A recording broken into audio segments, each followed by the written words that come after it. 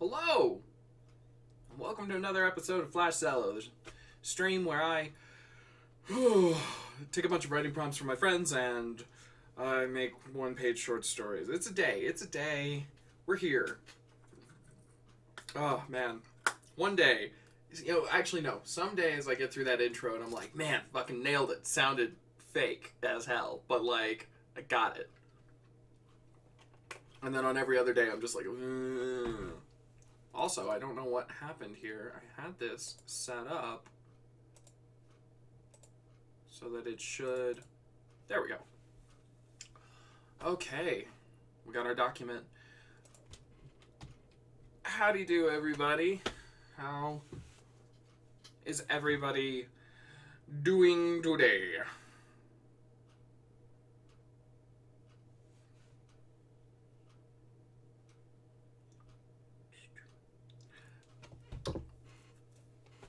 Can everybody and a hair and a hair. No, so after yesterday, it looks a little bit like a winter wonderland out there, a little bit, but some of the snow is sticking on the edges, on the fringe, so to speak. But the cats are okay. They're very angry with the proceedings of how I have allowed the weather to do what it's doing. They very much would like to see the management. Anyways. But they're alright. Still showing up for food, and I think they're using the shelters we made, so. That's nice. Well, in lieu of anything else to do, time to read through the prompts we have and kind of see where we stand. What do you think?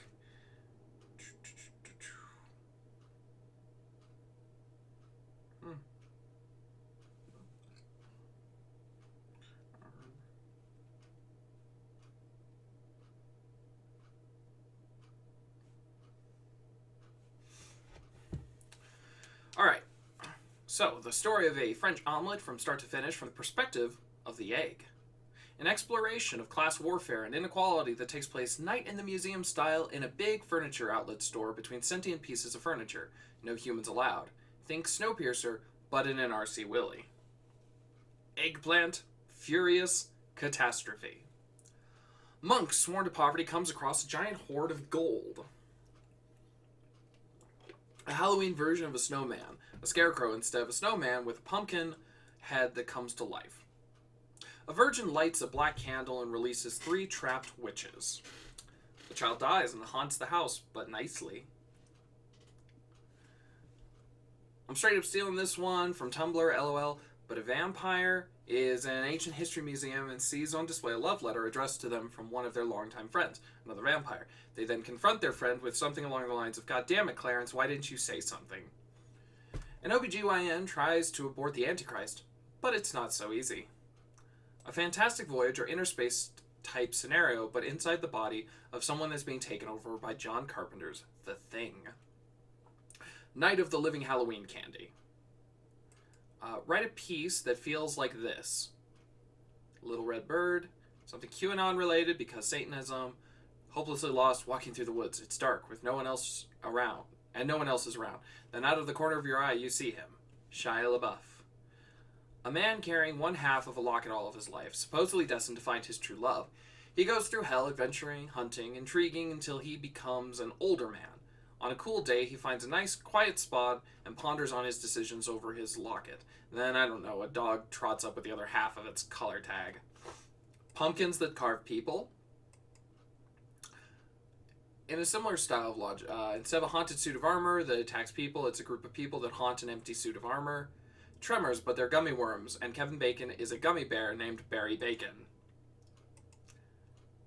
A president finds out he's fired via Twitter. Oh, wait. My favorite band came out with a new album, and this is the bit at the beginning of one of the songs. I'm curious to see where you'd go from here if you're interested. I was a young boy, 10 years old. I got lost in the woods in the middle of the night, in the dark and rainy cold. Young and damp, a summer camp, I was a funny little sleepwalker. I didn't think to tie myself to that oak tree before I fell asleep. when I stood up that night, not knowing if all the while, when I stood up that night, not knowing all of the while where I would end up when I wake up, having sleptwalked for a mile. This is why I could never be a poet. It's because just trying to read song lyrics out loud, it's just throws me off entirely. Okay. Okay. Okay. Well, this one's kind of jumping out to me. The monk sworn to poverty comes across a giant hoard of gold. There was a bit of a twist to this one, if I remember correctly. And it was quite a while ago. The costume, don't meet your heroes. Commanding the Veil. Beyond the Cosmos, the tragedy of Mecha Wolf. Decorations by witchcraft. I think it was... The Dragon at Tea Time. This prompt was initially supposed to be a sequel to The Dragon at Tea Time. Like, the prompt... The two prompts were interrelated. And I believe that Scarlet Fury is not with us. This actually prompt came from her. And so I want to just kind of remind myself what I did with this one. So we're going to just read through this real quick. Just to remind me of, like, oh, just got here. Hey, I'm rereading Dragon at Tea Time just to kind of remind myself what world I created. Anyways, so jumping ahead. So we're just going to read this real fast. Dawn shone across the wilderlands of Arathkin, painting the adventuring band known as the Obsidian Brotherhood in golds and reds. At the lead stood valiant Varathus, their leader. The cave is ahead, he declared, pointing at the jagged edge of the crystalline mountains. Once inside the deep, dark earth, Wait, just a sec, Scarlet Fury, you said you had a fucking doctor's appointment? Like 20... Oh, I guess it's been... like 35 minutes, I guess. But my doctor always makes me wait for like an hour. And just end up sitting in the fucking wait, like in the room, just kind of like, all right, my phone battery's dying, but you know, okay. Anyways, didn't expect you to be here so soon. Anyways, where was I? He pointing at the jagged edge of the crystalline mountains. Once inside the deep dark earth, the caves of Gothmarog, once home to a mighty band of dwarves, now taken over by a terrible dragon. They were prepared for anything, or so they thought. Excuse me, echoed a powerful voice from the shadows of the cave. The Obsidian Brotherhood readied their weapons. Yeah, you there, the ones with the pointy things. Could I possibly steal a moment of your time? I'd be ever so grateful. Varathus looked at his best and oldest friend, the noble Neela. She shrugged it back. You may have audience with us, he decided. Oh, lovely. Actually, this character, the voice is just going to shift. Came the voice as the terrible worm in question appeared before them. It was actually small, actually. It was small, actually. No larger than a horse, and even that was being generous, with a set of broken spectacles over his scaly nose. Dragon! Neela cried. Which I'm pretty sure is why they're here. Anyways. Drake, more actually. One in need of a service? Assistance? Hold, Varathus commanded. What assistance would you ask of us, vile beast? Okay, hurtful, name-calling, but that's fine. Look, it's so embarrassing. I'm blushing just thinking about it, but, I need help to, he looked down, almost childlike. I'm lost. Lost, bellowed Belarius the Black. A dragon? Why is the Drake Jewish? Shouldn't it be Draxtian? Actually, I was trying to do, a very light Jeff Goldblum. Jeff Goldblum. Just a touch of, well, there it is. Anyways.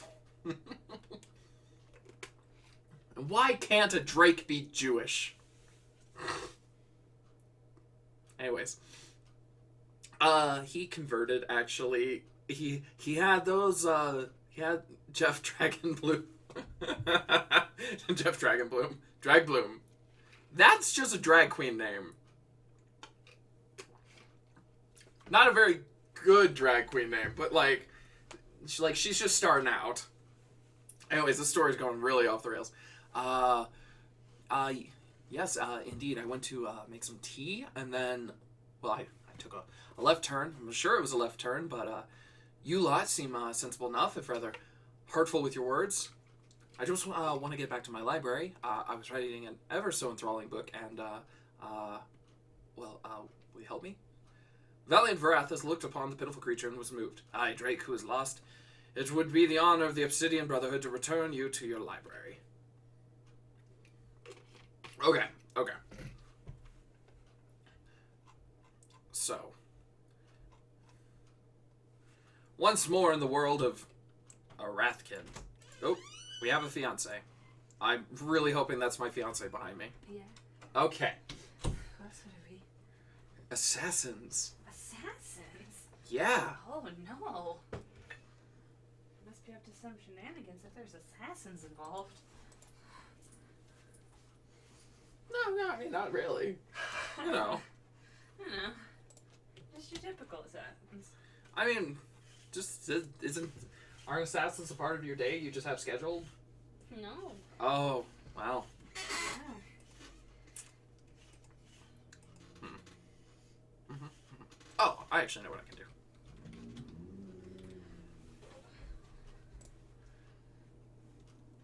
Just have that open over here.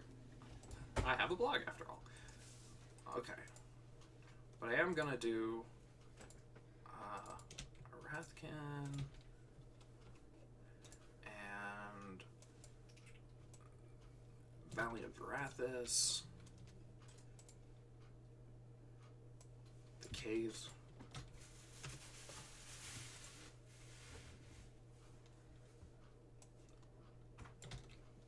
I don't know if any of these things are necessarily going to come up, but I just kind of want to have them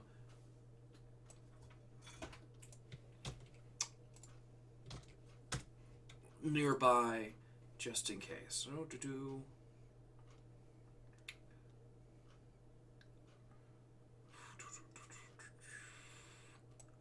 Hilarious the Black. Okay. Okay. So that's just all the world building names that I randomly threw out there. Stupid goddamn chair. It's fine.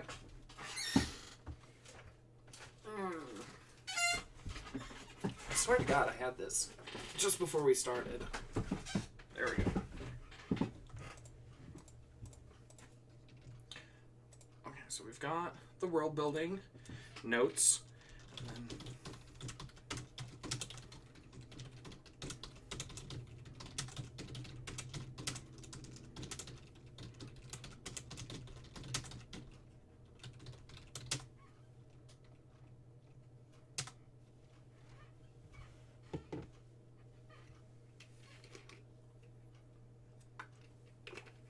okay.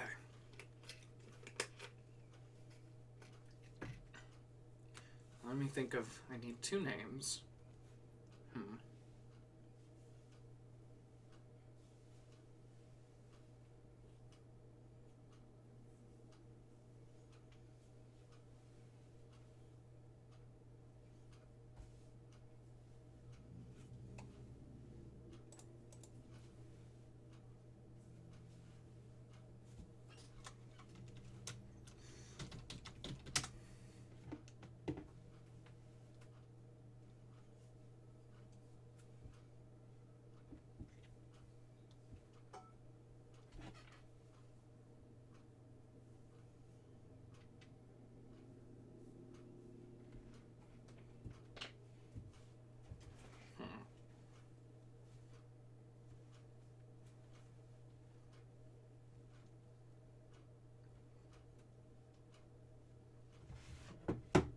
Trying to think of just Barry and Larry.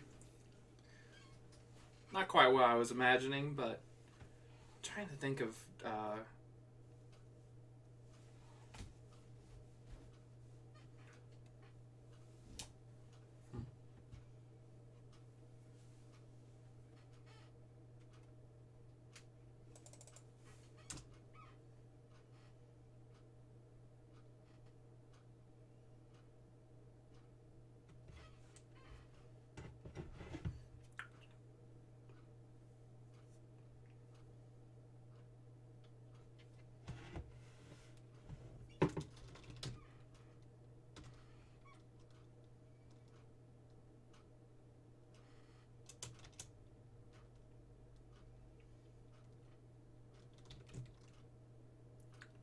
Kareem and Karim?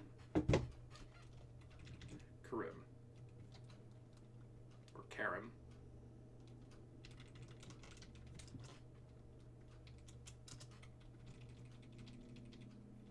Karim and Benbow.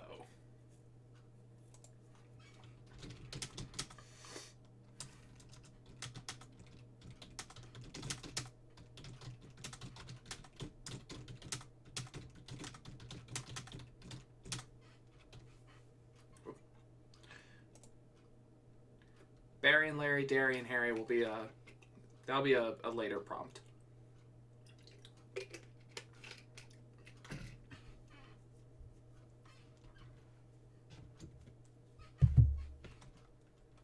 Sari and Quart. Nope, you're stuck with Quart. Court. Very Star Trek. What's wrong?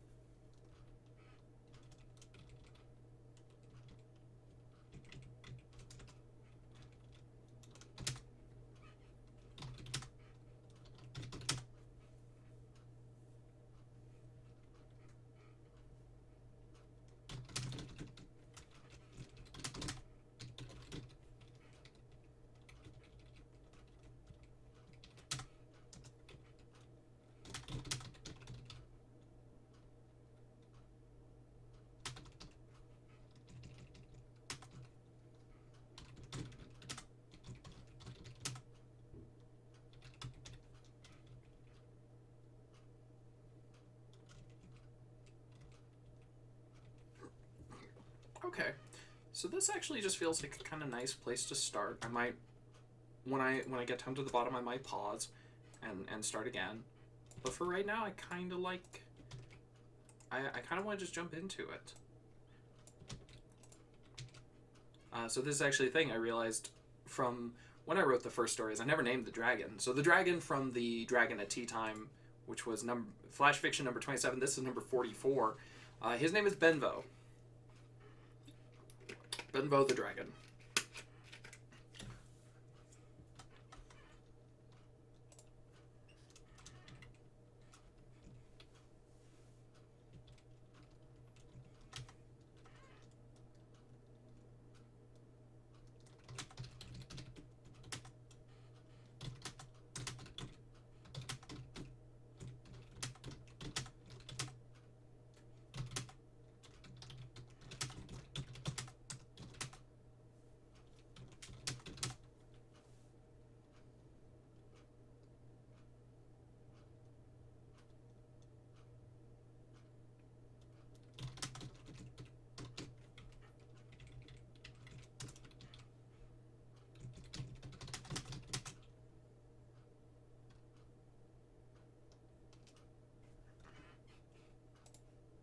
I missed something. I thought I grabbed this.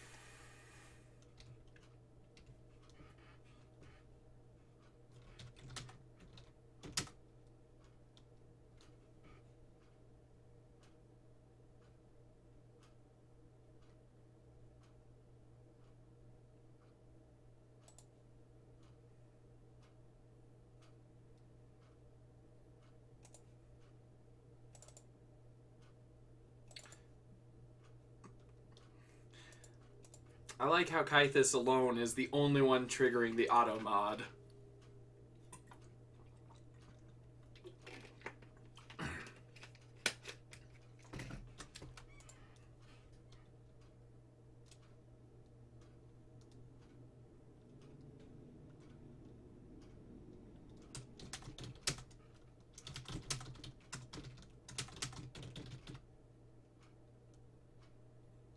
I have no idea. I don't know how things work.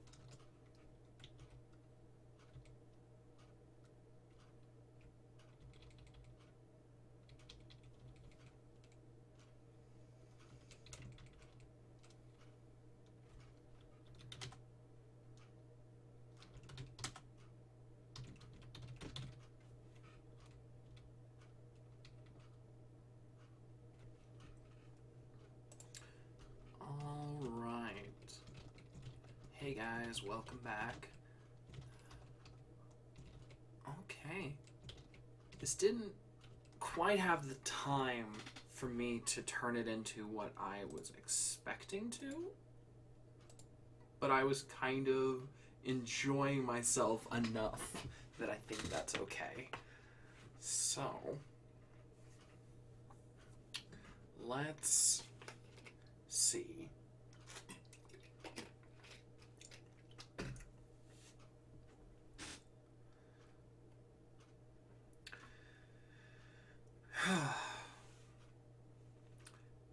Karam had followed the winding, ruinous path from the highest cliffs of the crystalline mountains to the deepest pits of the caves of Gothmarog.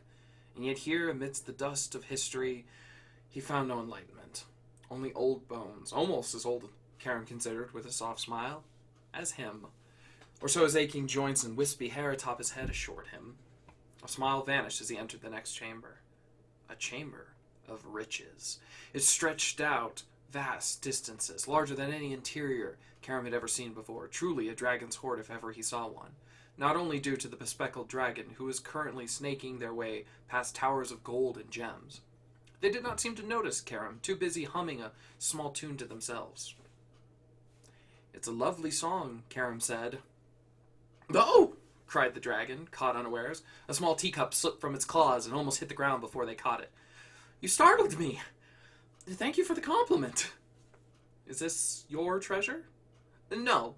I mean, I suppose, since I'm the only one who's here. But no. Do you want it?" "I have sworn myself to poverty," Karam said, "so that I may find enlightenment." "Oh. Oh! Have you found it yet?" Karam smiled. "I have not, but I continue to look." "Oh. Well, my name is Benvo. I do have a treasure, though. If you want to see it?" Karam's old prejudices lit within his belly, old tales of evil dragons, but this drake's fastidious manner and warm eyes smothered those old fears. "I would love to. Lead the way."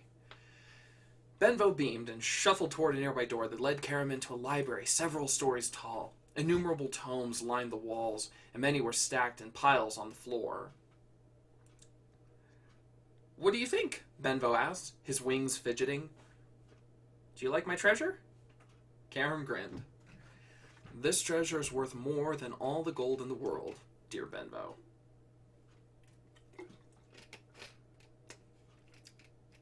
"Them darn knees. Want to see my bad dragon?"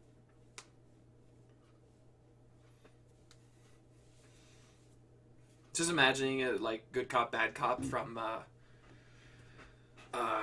the Lego movie. But yeah, what'd you guys think? If I recall, this was our lovely Scarlet Fury's prompt, I think, or family member's prompt. So hopefully, if you pass this along to them, they like it. I like these two. I can imagine these two like ending up being good friends and like playing chess together. That's what was the original one called? It was what 20 oh. Dragon at Tea Time.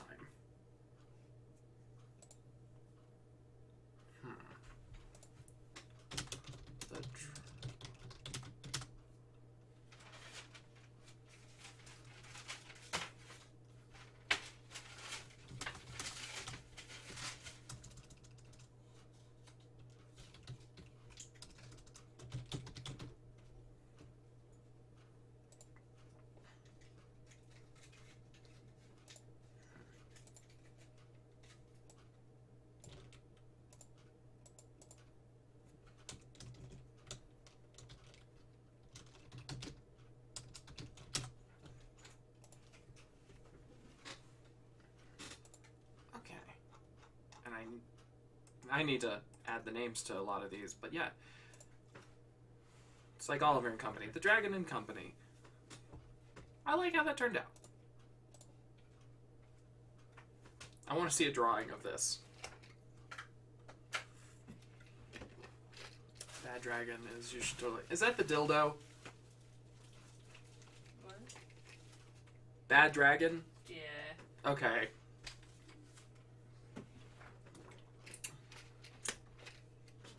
Come on, Cactus. Get your head out of the gutter. Okay. I write a really cute story about a bibliophile dragon with glasses and you make dildo jokes. I mean, I expect nothing less. This is standard protocol. All right. All right. Well, okay. We did one more. Let's see what else we got. Dildo Baggins.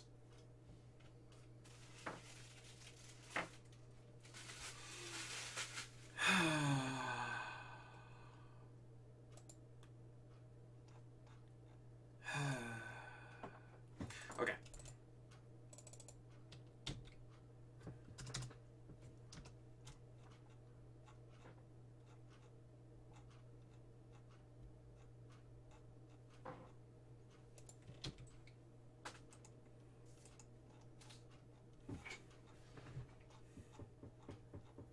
Oh, there's so many.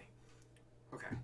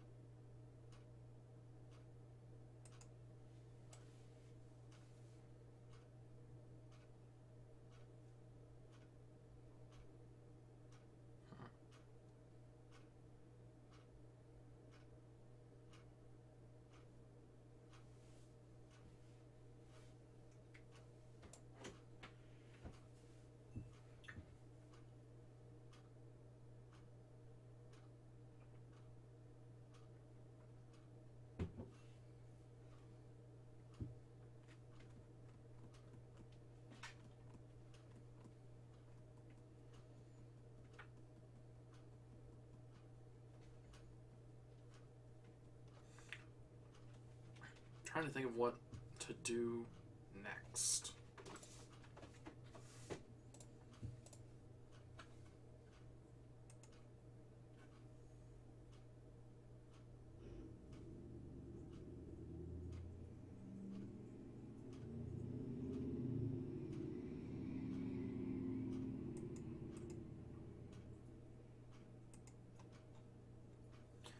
I mean, this is the one that's jumping out at me. It's, also another one from Scarlet Fury. So.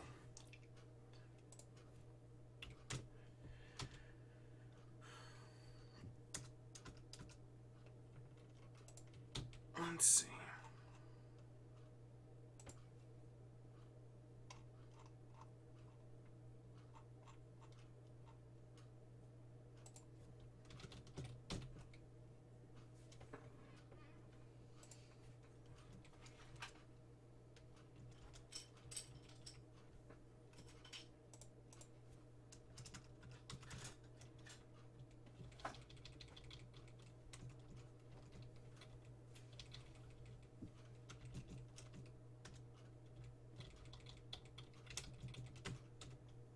Well, punk, you feel lucky.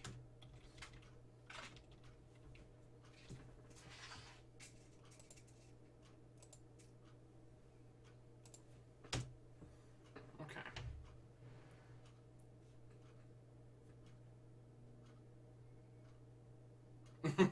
A man refuses to concede a local election in Canada. The Mounties need to evict him from government property, but they're too nice.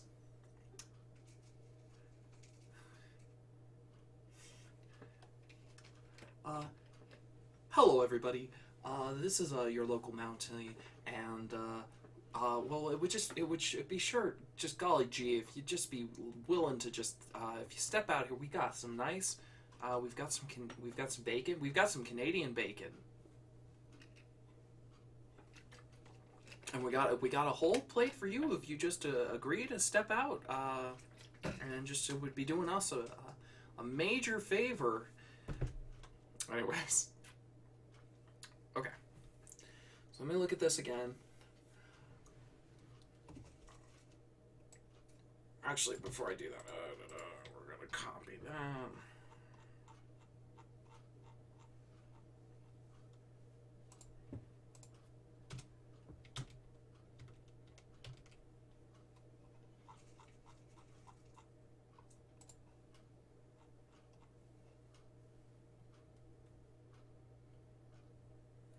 Oh, hey, bud, you gotta leave that there house now. We got bacon and maple syrup and some Timmy Hortons if you're hungry.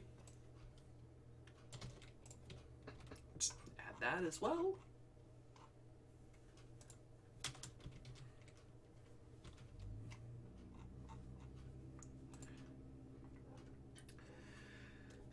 Starring, Brendan Fraser and Alfred Molina, I think it was Alfred Molina as Snidely Whiplash in the Dudley Do-Right movie, which exists. How about that? Oh, Brendan Fraser. Probably one of the most beloved actors with the worst, catalog of movies.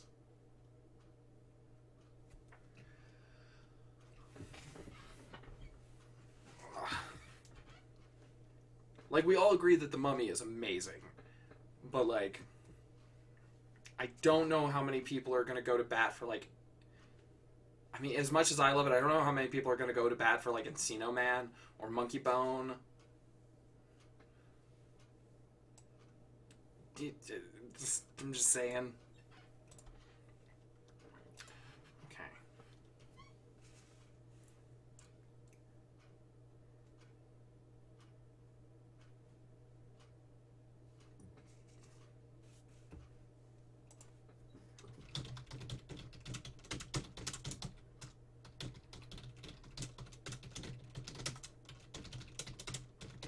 That's probably also one of his best movies, George of the Jungle.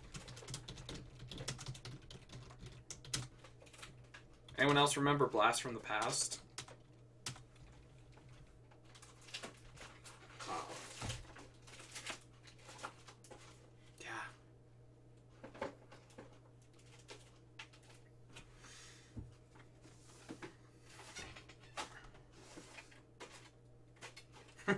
Forgot that existed. There you go.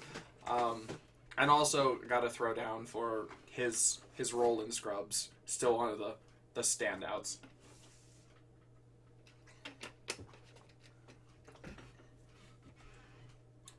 Okay. On a new album. This begins at the beginning of other songs. I'm curious to see where you'd go from here if you're interested in still taking proms. I was a young boy, 10 years old. I got lost in the wood. Big sad. I was a young boy, 10 years old. I got lost in the woods in the middle of the night, in the dark and rainy cold. Young and damp as summer camp, I was a funny little sleepwalker. I didn't think to tie myself to that oak tree before I fell asleep. When I stood up that night, not knowing all the while where I would end up when I wake, having slept walk for a mile.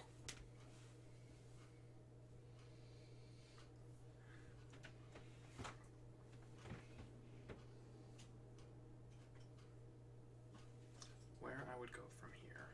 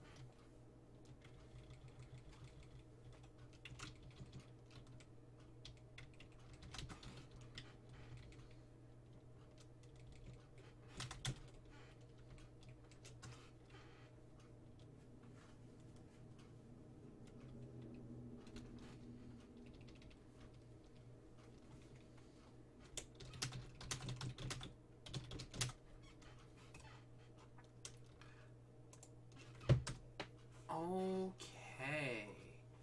Hey there. We're back.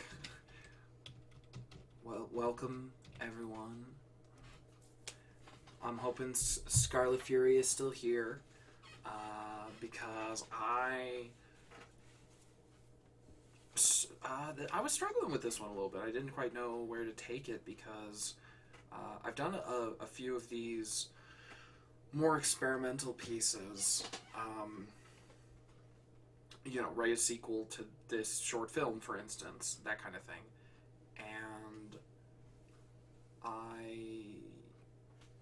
looking at song lyrics specifically was a bit of a challenge because, it conveys such a different tone, a different feeling, I think is the big thing. And so I was trying to think about where to take this because the very first idea I had was that Daniel Radcliffe survival movie, The Forest, where he's lost in the jungle. Or maybe it's called The Jungle. I can't remember. I didn't watch the movie. I just saw Les Stroud react to it on YouTube before going down a big Man vs. Wild. No, fuck. Survivor Man. Man vs. Wild is Bear Grylls. Anyways. And I was thinking almost like Hatchet as well. Little boy in the woods surviving, and I was like, well, that just doesn't feel like the right tone, though. Was he lost in a desert? He's never lost. Always knows exactly where he is.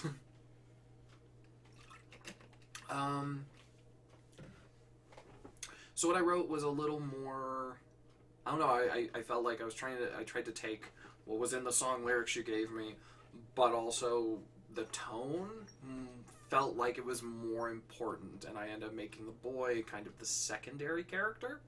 So let's see how it turned out. The forest watched and listened as she had always done, her memory stretching back 1,000 winter freezes and 1,000 spring thaws. She felt the first step of the little one as he wandered into her depths, his feet bare, her earth squeezing up between his toes with every step. Her concern grew slowly. After all, many had taken sanctuary under her guardianship, but this one was covered in thin layers that soaked through completely. He stumbled in ways that one with open eyes never would. She had no conception of sleepwalking, for she had no conception of the way that those under her watchful eyes slept. But the forest had learned long ago some questions were not her place to ask. She watched and she listened. And on occasion, when her own mercurial nature called to her, from the depths of the earth to the grace of the moon, she acted. Now was such a time, not that the little boy would ever know. There would be no hint of the forest bending herself around him to steer him away from harm, from the shock of cold wind on rain-soaked pajamas. She tried with all her might as he approached the river. It roared like rolling thunder, yet he did not wake, just kept walking.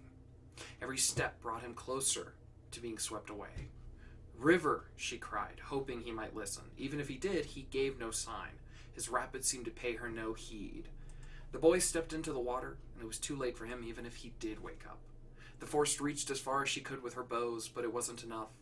There was nothing she could do now, except the water slowed, wrapped around the boy, and lifted him out of the river before depositing him into her arms. They exchanged "thank you" and "you're welcome" before the forest carried the little boy through the upper boughs and placed him back in his camp, still asleep. He would never know. So, it turned out a little, not in terms of quality, but just I think it was kind of in a bit of a Neil Gaiman neck of the woods. I think Neil Gaiman's much better than this. But, I mean, everything I do is grim. I don't think we've done terribly many of these stories together that haven't been grim. But, this is a little more like Grimm's Fairy Tales than I don't know.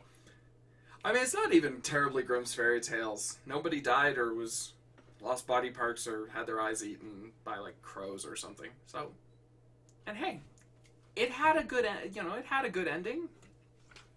Boy deposited back with his fellows. Kind of where the Wild Things are in its own way. Yeah, I could see that. I like that.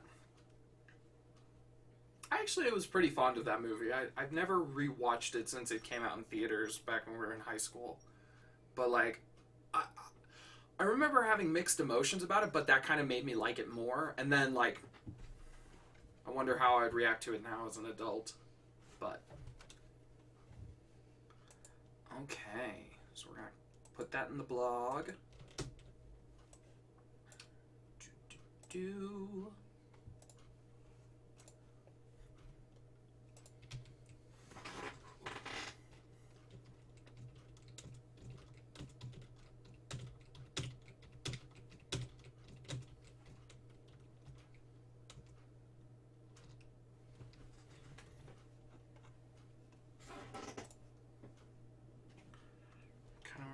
I never saw the movie. It's fine. Like, if I recall, and it has been, again, it's been about a decade now. If it's been a decade, the movie takes the approach that, the kid, Max? Okay. Did you ever see the movie? Yeah. If I recall, the movie kind of takes the approach that he is trying to escape from kind of the adult responsibility of dealing with, what, his parents' divorce? I don't remember. I only watched it once and it made me sad, so I didn't really watch it again. Yeah, Where the Wild Things Are. Sad. But yeah, it kind of uses it as like a metaphor or allegory for like being a wild thing is an escape from responsibility of kind of growing up. So it's framed very much as like a kid trying to hold on to his childhood when all these adult pressures are kind of forcing him to confront things that he himself probably doesn't feel, or he doesn't feel ready for. I think I could be making all of this up right now. I don't remember, but that's the vibe I've got. So, you know, sad. Watch Pan's Labyrinth.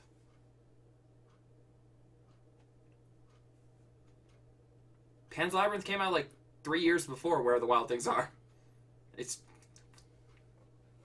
millennials were the ones that thought that movie was sad. You don't think boomers are watching a bunch of foreign, like, genre pictures. No. Pan's Labyrinth was the first time that my older brother, who you guys know, my older brother Marcus, who's a bit of a movie snob, was just like, yeah, that movie's fucked up. That movie's disturbing. I was like, yes. A beautiful fucking movie. It's still one of my favorites, but man, you gotta be, boomers were watching foreign films from 1930s Germany. Triumph of the Will, y'all. Somebody actually went and took a bunch of imagery from Trump, like campaign promotional stuff, and they just synced it up with Triumph of the Will, which for anyone who doesn't know, Triumph of the Will was a Riefenstahl, I think was her name, but it was a propaganda film for the Third Reich, and they they showed them both side by side. It was like, oh yeah, which isn't. How do I put this? It's not like a that's not me saying, look, see, they're fascist. All the fascist stuff they do is why they're fascist, but it's kind of just it was a really good illustration of how visual language communicates ideas, you know, if that makes sense. But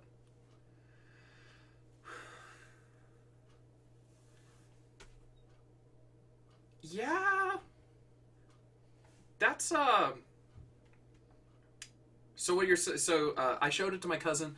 Then Dr. Horrible, Sweeney Todd, Repo, and Silent Hill. Now I'm sure my cousin thinks I only watch sad movies. Mist has the most heartwarming of endings. Yeah, no, that was another movie that my same brother walked out of the theater just cackling. And Were you there for that? Somebody I know was also at that theater, and they were like, yeah, your brother was just there laughing his ass off and making everyone else real uncomfortable.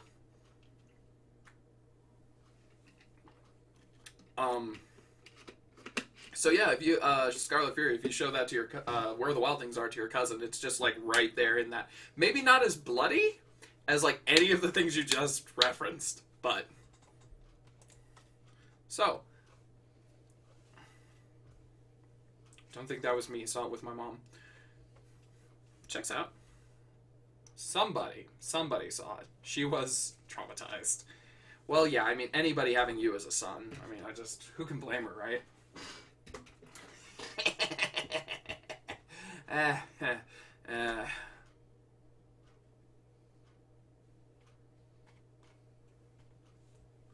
Yeah, no, The Mist is, yeah. Yeah. That's a rough ending.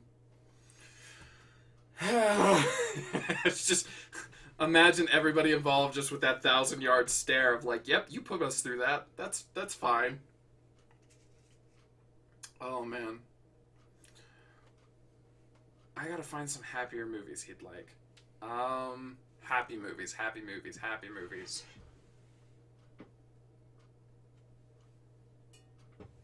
Knives Out? There's only like one murder in it.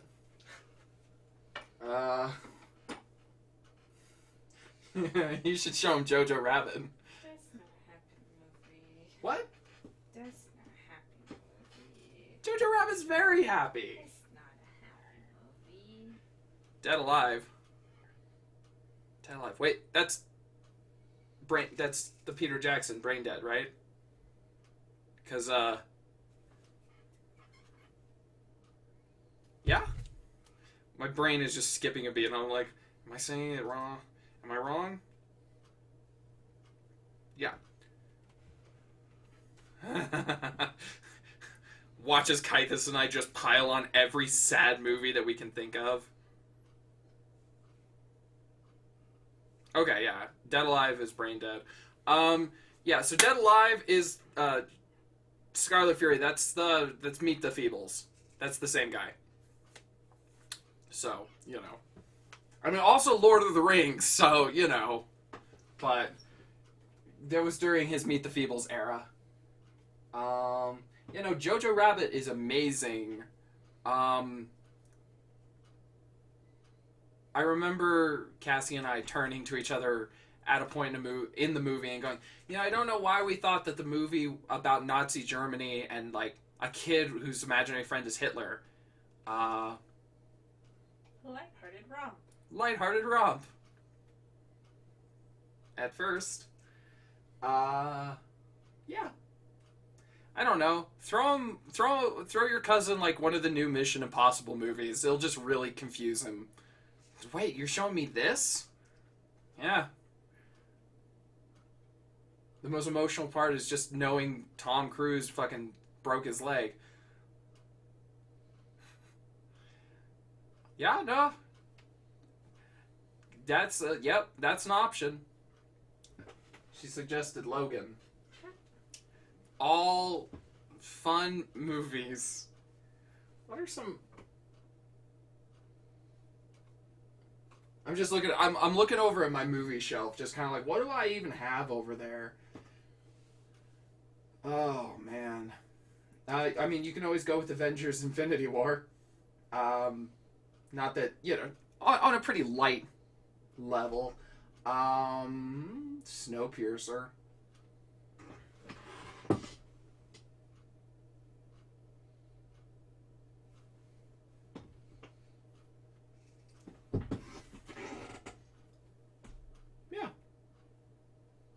Those are most of the sad movies that I've got on Blu-ray, so not a huge collection, but all right. Well, we could talk about movies all day because, I mean, look at this crowd. But we've got our 2 stories, so I think I'm gonna wrap up there and call it. unless anyone has any objections. So, that is all I have to say, and that is all I have to write.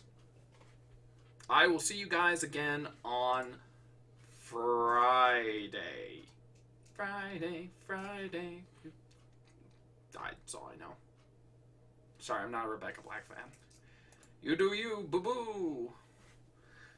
Later.